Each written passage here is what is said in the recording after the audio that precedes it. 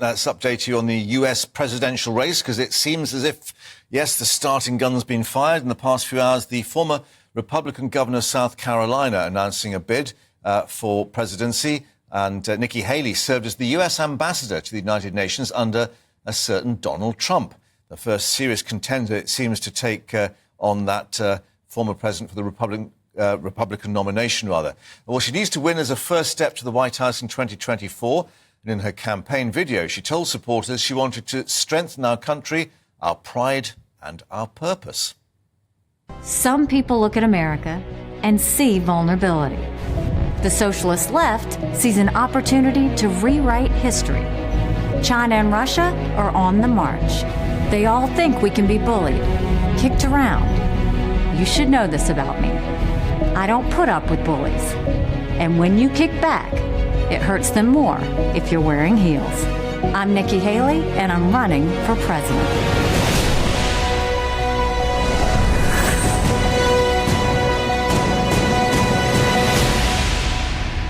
With some very good teeth. Let's speak now to Sarah Elliott, spokeswoman for Republican Overseas UK. Sarah, thank you very much indeed for joining us once more. So she's out of the traps and sort of talking about the generational change, which is indicating, of course, that not just President Biden, but perhaps a certain Donald Trump as well, who she worked for.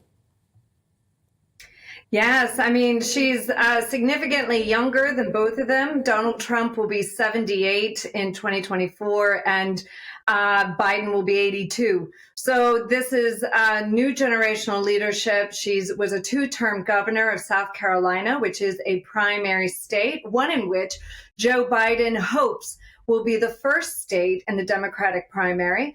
And she's also been, UN ambassador under Donald Trump, so she has foreign policy credentials. She's a minority herself. She touches on that on her campaign video, how she understands being an outsider or an underdog as the daughter of Indian immigrants, and she understands the American dream. So, I think it's wonderful to have more female voices in politics, and I'm glad she's put herself in the race.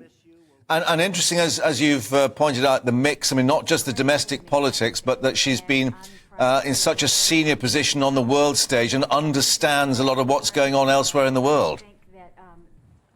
Exactly. I mean, she was a bold supporter for Israel at the UN. She took some tough votes, and she was unwavering in them. A strong defender of the West and Western alliances, and holds no bar. She'd be very tough on terror and any kind of Chinese aggression. She points that out in her campaign video of just what kind of state China is and what we're dealing with. What's not often talked about is that when she was governor, she was the one who signed the legislation that took the Confederate flag down from the state capitol. That was somewhat controversial at the time, but clearly moving the ball forward for the Republican Party and for the South. And she has had to deal with race relations, with the horrible white supremacist shooting in 2015 in Charleston. So, there's a lot to commend her for, but she is not that well known nationally and does not have great name recognition yet. OK. How do you think Trump will deal with it, bearing in mind he's sung her praises before, but perhaps he'll be reassessing in that now she's a direct threat? Well, it'd be interesting to see if Trump thinks she is a direct threat.